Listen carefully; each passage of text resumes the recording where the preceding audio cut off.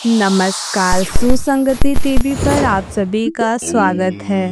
आनंदमयी माँ भारत की एक अति प्रसिद्ध संत रहीं, जो अनेक महान संतों द्वारा वंदनीय थी। माँ का जन्म 30 अप्रैल 1896 में तत्कालीन भारत के ब्राह्मण बलिया जिले के खिउरा ग्राम में हुआ था। पिता श्री बिपिन बिहारी भट्टाचार्य व माता मोशरा सुंदरी थी। उन्हें बचपन में निर्मला नाम से पुकारते थे। निर्मला ने 2 वर्ष ग्रामीण विद्यालय में अध्ययन किया। 13 वर्ष की आयु में उनका विवाह तब की परंपरा के अनुसार विक्रमपुर के रामानी मोहन चक्रवर्ती से कर दिया गया। वे तब से 5 वर्ष अपने चचेरे भाई के यहाँ रहीं, जहाँ वे दिव्य ध्यान में समय बिताती रहीं। बिना सिखाए ही वैदिक आचारों से देव पूजन करते। कुछ ऐसा भी रहा कि वह भीतर ही भीतर दिव्य देवों से वार्ता किया करते। सर्वप्रथम उनके एक पड़ोसी सज्जन ने उन्हें ऐसा देख उन्हें माँ कहना प्रारंभ किया। आनंदमयी माँ का जब विवाह हुआ तब उनका व्यक्तित्व अत्यंत आभा संपन्न था। शादी के बाद उनके पति उन्हें संसार व्यवहार में ले जाने का प्रयास करते रहते थे,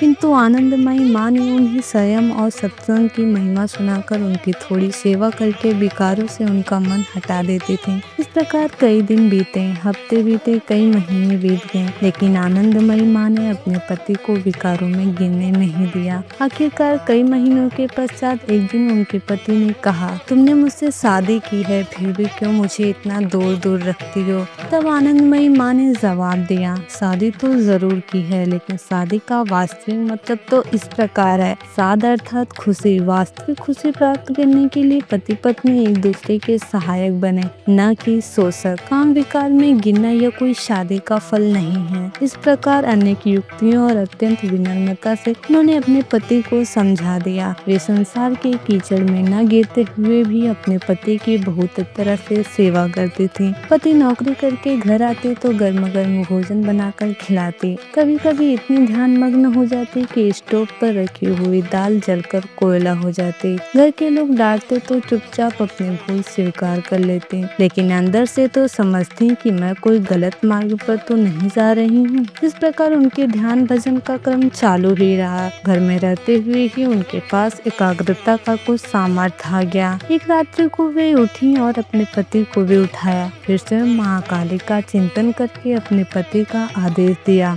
महाकाली की पूजा करो। उनके पति ने उनका पूजन कर दिया।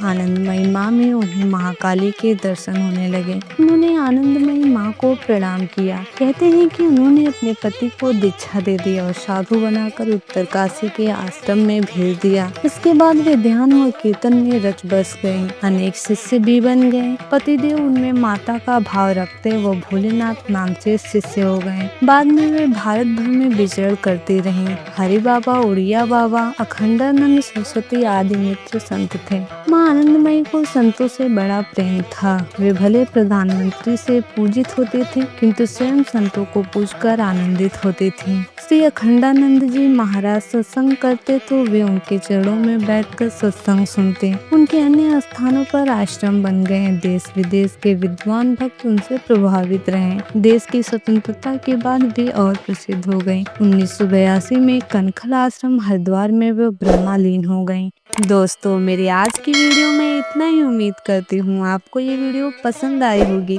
हमें कमेंट में लिखकर जरूर बताएं और हमारे चैनल सुसंगति टीवी को लाइक, सब्सक्राइब कर बेल आइकन को प्रेस कर दीजिएगा। धन्यवाद।